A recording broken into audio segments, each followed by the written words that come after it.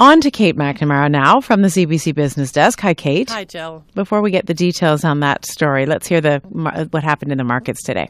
So it was a pretty quiet trading day. TSX up 50 points to 14,760. The Dow up a point to 17,614. NASDAQ up 8 points to 4,660. No official close for the loonie today because the major banks all closed for Remembrance Day. Now, you heard Robert and I just talking about these different ways that various businesses and organizations are observing Remembrance Day. There's new efforts sort of gathering steam, some more offensive than others. Yeah, I think business in the main tries to walk that fairly fine line between some kind of observance and not striking a note of crass commercialism. And certainly there's been lots of examples of that in the past. And I think there is an effort to try to avoid it. You mentioned the Gap. They did apologize this morning after emailing out that promotion. So it was an email promotion, but the subject line was Remembrance Day deal on puffy vests. So, which is to say there is still the odd clangor. But I think a lot of companies are finding ways to observe without striking that off-note. Roots, I think, is a decent example, closed their website, so the online shopping site, for several hours today, starting at 11 a.m. Eastern Time. So you couldn't navigate the site. You went there was just a little note explaining the hiatus from ordinary business and then a link to Veterans Affairs and their web pages.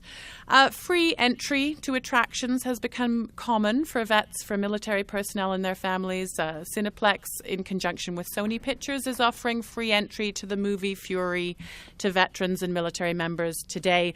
And I think, beyond the big corporations, obviously lots of small businesses have found their own ways of observing, and they've done it for a long time.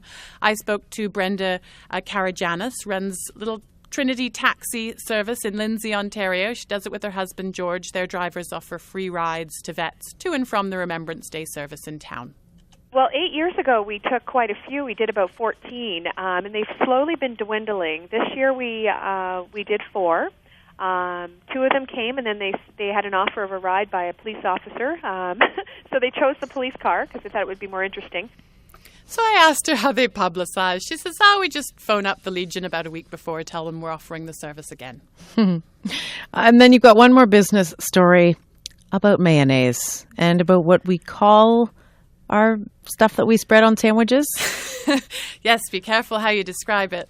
So mayonnaise maker Hellmann's is raising a stink over the term mayo. More precisely, the parent company, which is Unilever, suing a California firm, Hampton Creek, for labeling its plant-based goop just mayo. So Unilever's complaint is filed with the federal court in California, says the term mayo implies that the product is mayonnaise, and it wants Hampton Creek to ditch the description because there are no eggs in just mayo, and that's just smearing a good name. Aha, if there are no eggs, it ain't mayo. I see.